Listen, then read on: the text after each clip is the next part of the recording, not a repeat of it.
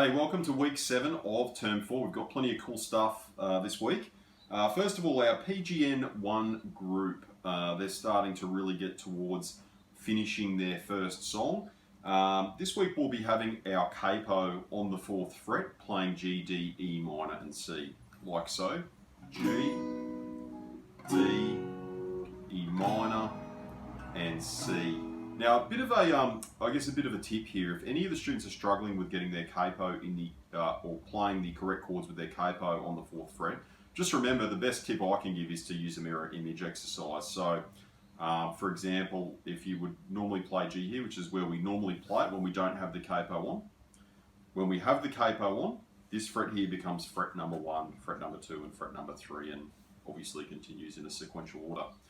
So my best advice would be is to, if students are struggling at all with their chord shapes, is to just play them in the original position, then jump over and play them there in the mirror image position. So that would be a G, that would be a D, that would be an E minor, and that would be a C. That tends to work pretty well with students. PGN 2 group are on the tar, ah. So basically a tar, goes like this. If we're going to play a bar with 4 beats in it, we would strum on the first beat and let the chord ring out for the following 3. So 1, 2, 3, 4. Tar, ah. So we don't stop strumming, we don't stop the ringing of the chord, and we don't do any more strumming, but we actually make sure that we let it ring. Tar, ah. If we strummed every beat, it would be a tar. And obviously, if we just strum the first beat and didn't let it ring, it will be a tar with the rest for the rest of the beats. So there you go. That's a tar, very easy one actually. Okay, I'm a Believer, top 10 group. So with I'm a Believer, what we're going to be looking at is making sure this week primarily that students remember the difference between E minor and E major, and A minor and A major. So obviously different chords. This song uses the E major and the A major, and we generally find that students will go back to using E minor and A minor when playing these chords because they're just the first chords they learn.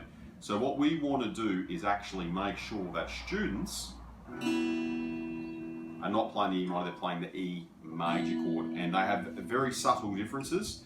But they obviously, if you play one when you should be playing the other, they completely change the sound of the song. So I'm a Believer uses E major and A major, and we're going to make sure that students have got the right chord shapes. So they're doing okay. Masterclass, we'll be doing a bit of I'm a Believer work.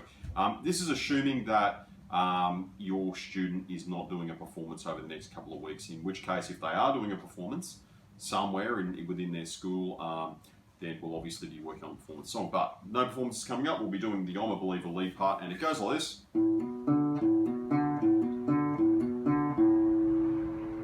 Okay, so it's a nice little hammer-on riff, I suppose we'd call it. We're hitting basically an open 5 string, and then hammering on to the 2nd fret on string 5, and then hitting an open 4 string directly underneath it.